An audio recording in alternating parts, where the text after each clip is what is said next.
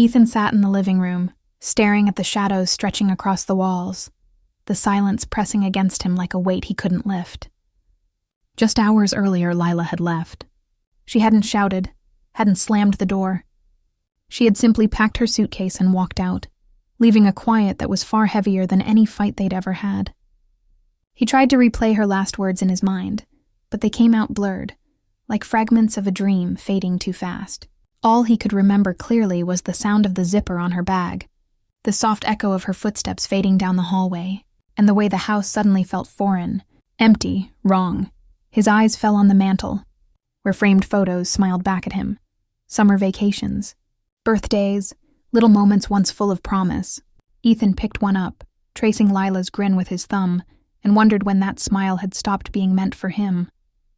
He thought of the dinners where her words had grown sparse, the nights she stayed late at work, the way she'd started to look through him instead of at him. He'd ignored the signs, clinging to the belief that love alone could hold everything together. But now the truth was undeniable. He was alone. Ethan got up and walked into the kitchen, stopping abruptly at the sight of 2 untouched coffee mugs. He had made her a cup that morning, hoping to soften her mood, to offer some comfort that she hadn't even noticed. With a heavy hand, he poured both mugs down the sink, the dark liquid swirling away like fragments of their broken life. The sound of running water was almost mocking, echoing through the empty house. He sank back onto the couch, trying to steady his breathing, but his chest felt unbearably heavy. He wanted to call someone, hear a voice that would tell him this wasn't the end of everything. But he couldn't bring himself to reach for the phone. Maybe no one would understand. Maybe he didn't even understand it himself. A sudden chime at the doorbell made him freeze. His first thought was Lila had returned. His heart jumped, only to sink a moment later. She wasn't the type to come back so quickly.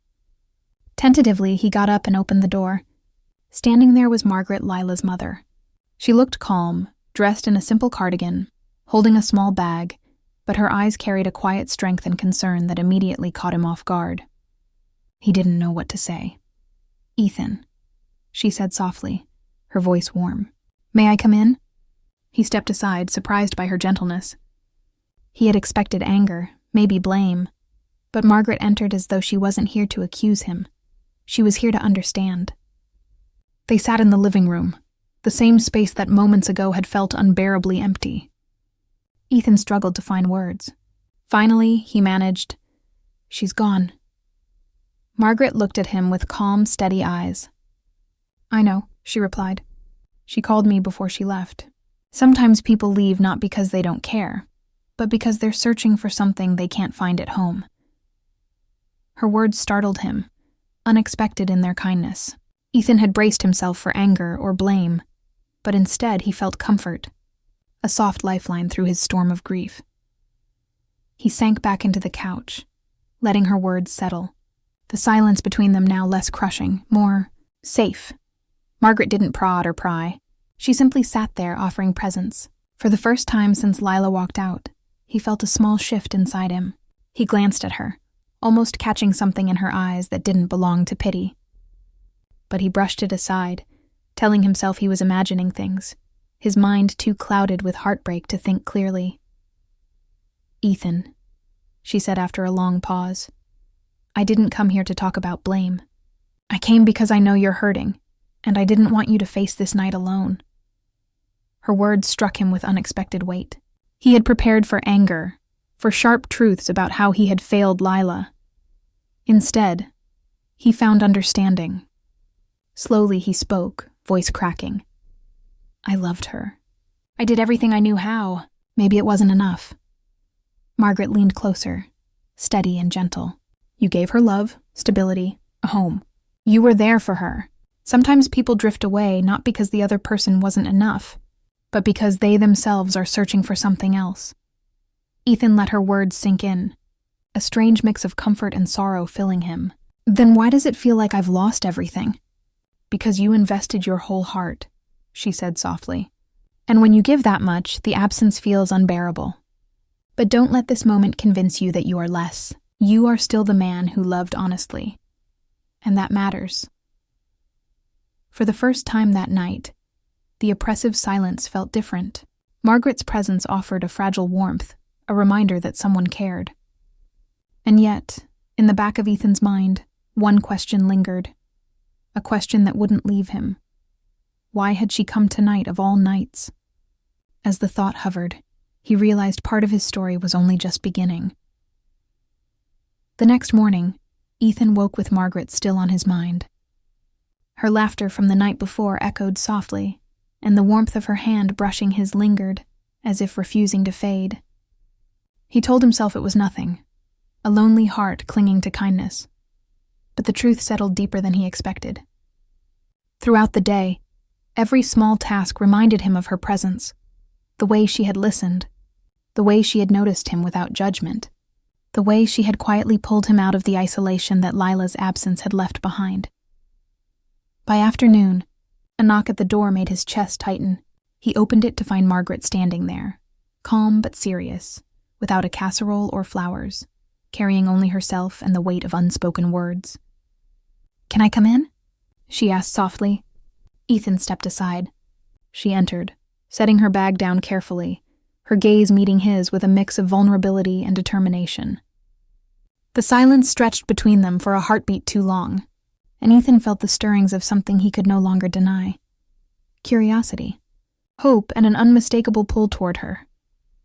"Ethan," she began, her voice steady yet gentle. "I've been thinking about these past weeks, about the time we've spent together." She paused, searching his eyes for understanding. "I didn't come here just because Lila asked me to check on you. I came because I wanted to." His throat tightened, words failing him. He managed a quiet, "You've helped me more than you know." Margaret stepped closer, her presence commanding yet tender. "You reminded me of something I thought I'd lost. A feeling of being truly seen. Ethan, I know this isn't what either of us expected, but I can't ignore what's growing in my heart." Her words hit him with the weight of undeniable truth. He stared, stunned, the room suddenly charged with tension, warmth, and longing. "Margaret, are you saying?" he whispered, heart hammering. She nodded, eyes steady, yet vulnerable. "I care about you, not as Lila's husband, not as someone broken, but as you, Ethan. The man I've come to see, the one I can't ignore." A rush of emotions swept through him. Shock, fear, and something far more profound, a deep, undeniable pull he could no longer dismiss. Weeks of loneliness, heartbreak, and quiet yearning culminated in this single, breathless moment. This is impossible," he stammered, running a hand through his hair. "You're her mother. People would never understand." Margaret's gaze softened, firm but gentle. "Life doesn't follow rules, Ethan. Love doesn't ask permission. It grows where it chooses, and it has grown here, between us." The truth of her words settled in his chest. He wanted to resist, to argue, to tell her it was wrong, that it could only bring pain. Yet in her eyes he saw honesty, patience, and a sincerity that cut through his doubts. He sank onto the couch, hands clasped, heart racing. Margaret sat beside him, close but not touching. "I don't want to make this harder," she whispered. "If you don't feel the same, I'll step back." But I couldn't stay silent any longer. "You deserve to know." Ethan's mind spun, torn between the past and what lay before him. He thought of Lila, the years shared, the heartbreak of her leaving. But he also thought of Margaret.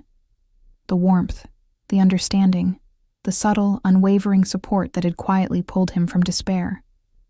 His voice trembled, low and honest. "I don't know what this means, Margaret. But I can't deny it.